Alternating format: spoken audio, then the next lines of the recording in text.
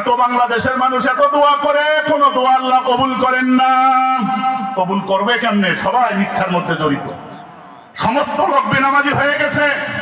10টা লোক যদি ফজরের নামাজের মধ্যে শরীক হয়, তার মধ্যে একটা লোক সাহাবীদের মতো নামাজ পড়নেওয়ালা একটা লোকও বের হয় না। তাহলে বলেন, সমাজটা পরিবর্তনের আগে সংসদ পরিবর্তন দরকার না নিজের জীবনটা পরিবর্তনের দরকার?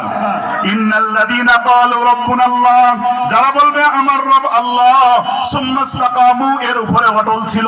এর উপরে অটল থাকার অর্থ হলো আল্লাহ জীবন চলে যাবে, একটা সুদের পয়সা দিয়ে আমার পরিবার পরিজনের জীবিকা নির্বাহ করব না।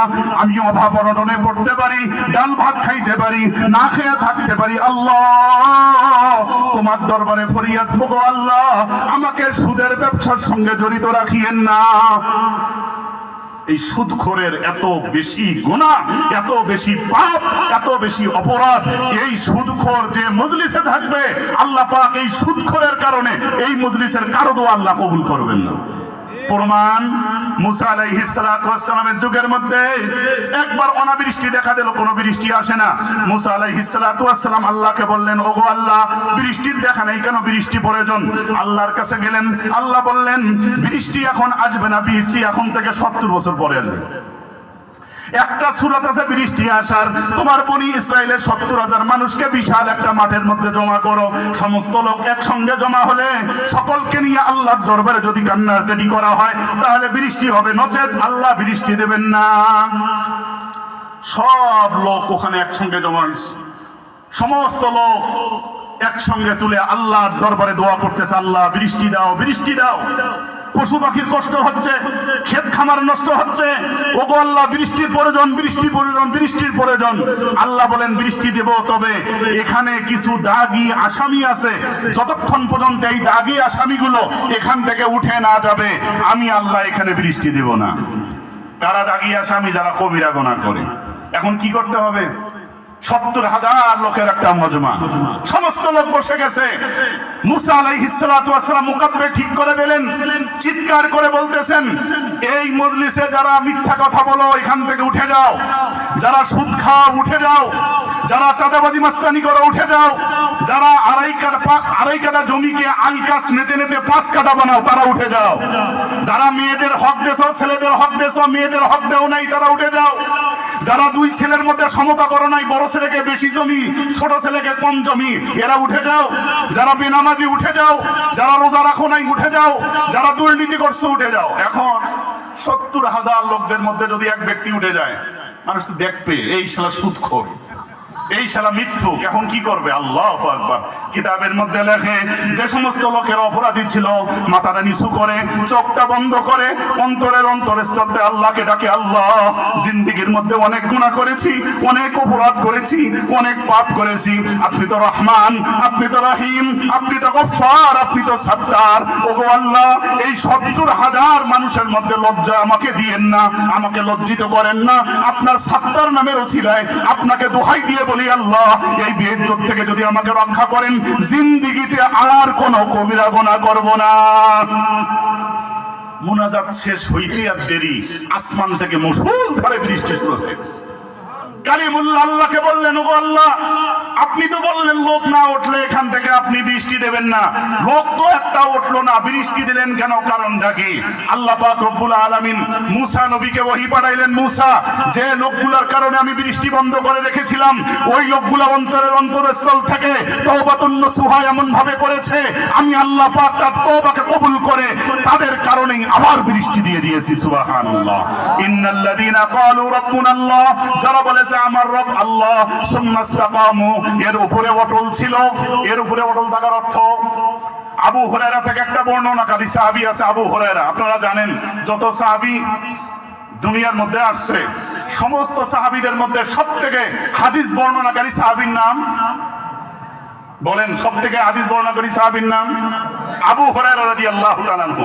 আবু হুরায়রা রাদিয়াল্লাহু তাআলা আনহু বলেন মুহাম্মদুর রাসূলুল্লাহ সাল্লাল্লাহু আলাইহি ওয়াসাল্লাম বলেন পরিবর্তন সমাজের হবে, পরিবর্তন দেশের হবে, পরিবর্তন ব্যক্তি জীবনের হবে, পরিবর্তন সমাজের হবে যদি এই অপরাধগুলো তোমরা ছাড়তে পারো।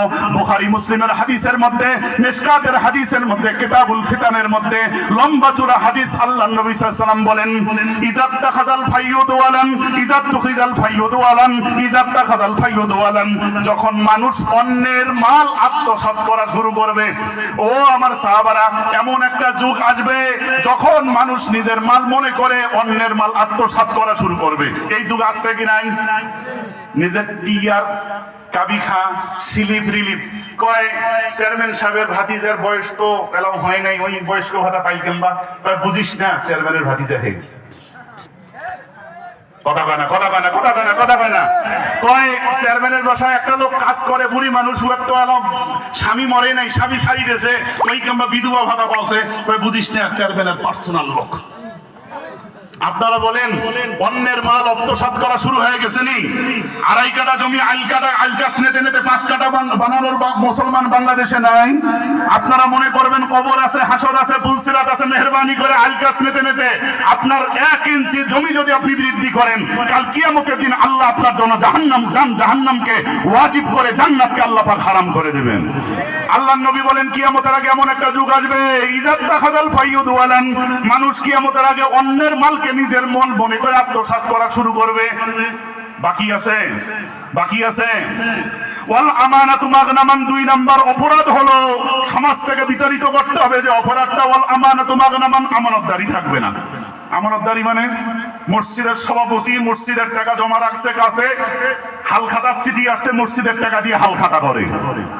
মাদ্রাসার সভাপতি সেক্রেটারি মাদ্রাসার এতিম গরিব মিসকিনদের দোহাই দিয়ে, ফ্যান লাইট শিক্ষকদের বেতনদের দোহাই দিয়ে যে টাকাগুলা কালেকশন হয়, এই টাকা দিয়ে জমি বন্ধক রাখে, দোকানের মধ্যে মাল উঠায়। কয় কিরে এই কিংবা মসজিদের সভাপতি হইতে হইতে কিংবা উহার দোকানের মধ্যে মাল উঠাওছে, জমি 2-1টা বন্ধক টন্ধক নেওয়াছে, কি খবর রে?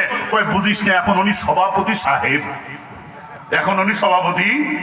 ওয়াল আমানাতু মাগনামান অর্থ হলো আল্লাহর নবী বলেন এই মসজিদের টাকা যে সমস্ত লোক দিয়েছে, সমস্ত লোকের অনুমতি সাপেক্ষে যদি খরচ করেন, করার অনুমতি আছে শর্ত সাপেক্ষে, কিন্তু যে লোকগুলো মসজিদে টাকা দেয় এদের একজনের অনুমতি না নিলে ওই মসজিদের ক্যাশ থেকে 1টি টাকা নিজের সংসার, পরিবারের, দোকানে হালখাতা করা আপনার জন্য খাওয়া আগুন খাওয়ার সমতুল্য। ওয়াল আমানাতু মাগনামান, আমানতদারি থাকবে না, খেয়ানত করা শুরু হয়ে যাবে। আমানাত আলাস সামাওয়াতি ওয়াল আরদি ওয়াল জিবাল ফাআবাইনা আন ইয়াহমিলনাহা ওয়া আশফাকনা মিনহা ওয়া হামালাহাল ইনসান ওয়া কানাল ইনসানু যালুমান জাহুলা। আল্লাহ পাক কোরআনুল কারীমের মধ্যে বলেন এই শরীয়তের আমানত, ইসলামের আমানত, দ্বীনের আমানত। আমি প্রথমে আকাশকে বলেছি আকাশ আসো, আমি তোমাকে আমানত দিতে চাই, শরীয়তের আমানত দিতে চাই।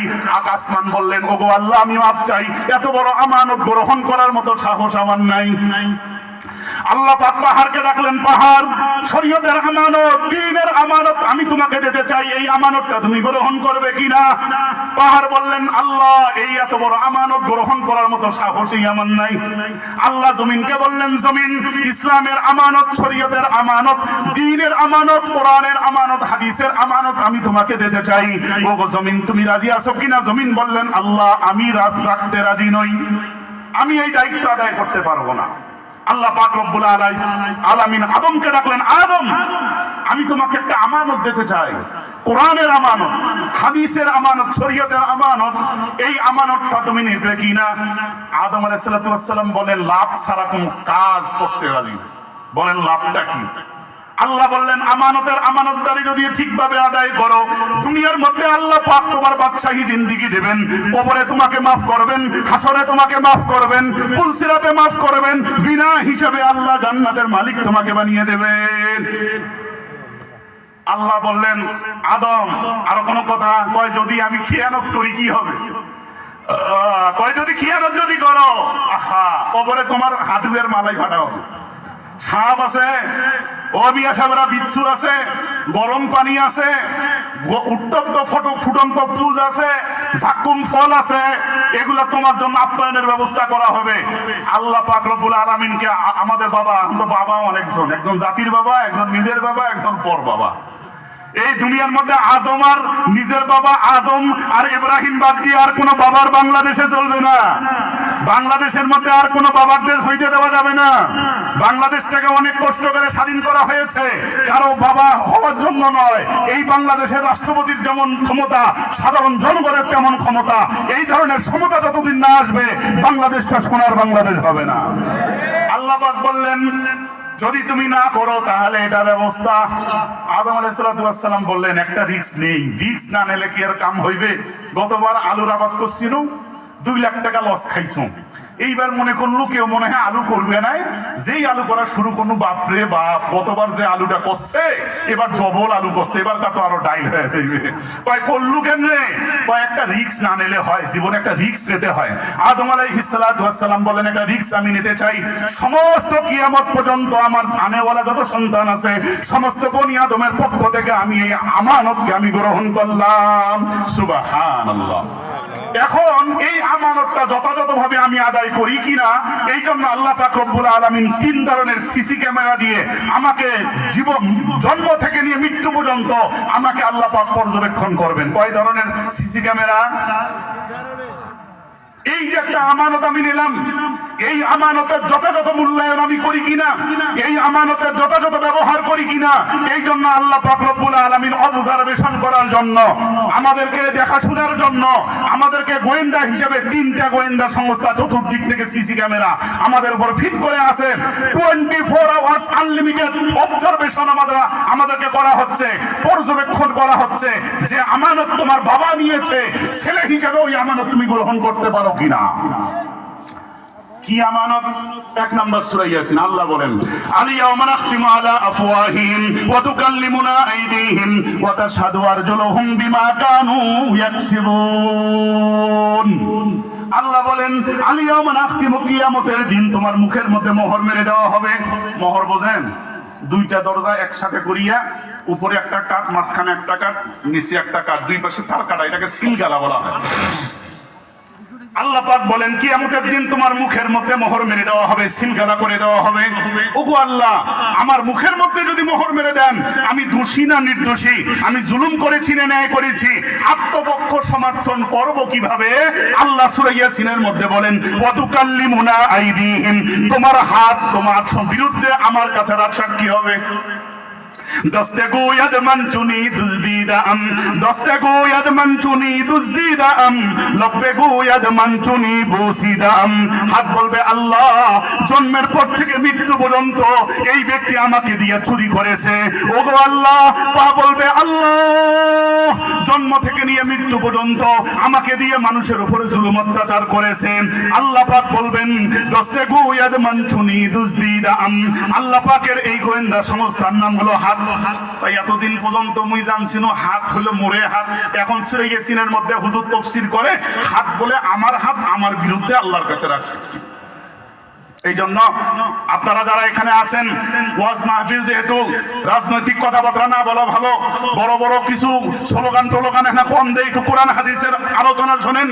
হাদিসের মধ্যে আসছে, ও আমার মুসলমান ভাইয়েরা, যখন আপনারা নামাজের পরে 3 তাসবিহ পড়বেন, আপনারা মুখে পড়ার সাথে সাথে হাতের মধ্যে গনে গনে পড়বেন, সুবহানাল্লাহ সুবহানাল্লাহ সুবহানাল্লাহ, আলহামদুলিল্লাহ আলহামদুলিল্লাহ আলহামদুলিল্লাহ, আল্লাহু আকবার আল্লাহু আকবার, হাতে হাতে গনে গনে পড়বেন। কেন হাতে গনে পড়ার কথা বলা হয়েছে? এই হাত আল্লাহর কাছে যাতে করে কিয়ামতের দিন বলতে পারে, আয় আল্লাহ, প্রত্যেক নামাজের পরে এই ব্যক্তি আয়াতুল কুরসি ছাড়ে নাই, প্রত্যেক নামাজের পরে সুবহানাল্লাহ 33 বার পড়ছে, আলহামদুলিল্লাহ 33 বার পড়ছে, আল্লাহু আকবার 34 বার পড়ছে, আমাকে দিয়ে পড়ছে, আমি তার রাত সাক্ষী হয়ে গেলাম। আলিয়াউমা নাখতিমু আলা আফওয়াহিহিম, আল্লাহ পাক বলেন, তোর মুখের মধ্যে মোহর মেরে দেওয়া হবে। ওয়া তুকাল্লিমুনা আইদিহিম, তোমার হাত তোমার বিরুদ্ধে আমার কাছে সাক্ষী সাক্ষী দেবে, ওয়া তাশহাদু আরজুলুহুম, তোমার পা তোমার বিরুদ্ধে আমার কাছে সাক্ষী দেবে। কিসের ব্যাপারে? বিমা কানু ইয়াকসিবুন, জন্ম থেকে নিয়ে মৃত্যু পর্যন্ত যত অন্যায় করেছো, চুরি করেছো, ডাকাতি করেছো, মিথ্যা কথা বলেছো, চিটিংবাজি করেছো, গীবত শিকায়ত করেছো, চগলখড়ি করেছো, ওজনে কম দিয়েছো, আর কেউ জানুক না জানুক নিজের হাত পা তো অবশ্যই জানে। এখন বলা হবে আহা হাত পা কেম করে কথা কইবে রে, হাত পা কথা কয়, এটা মনে হয় এখানে একটা সমস্যা আছে। আল্লাহ একটা কবাচ্চা আরেকটা মনে হয় কইছে। আল্লাহু আকবার। আপনারা শোনেন, মারিয়ম আলাইহিস সালাতু ওয়াস সালামের ব্যাপারে যখন মানুষ বলল যে বাবা নাই, ছেলে আসলো কেমনে, আল্লাহ পাক সদ্য ভূমিষ্ঠ বাচ্চাকে দিয়ে সাক্ষী দিয়েছেন না, দোলনার বাচ্চাকে দিয়ে ইউসুফ আলাইহিস সালাতু ওয়াস সালামের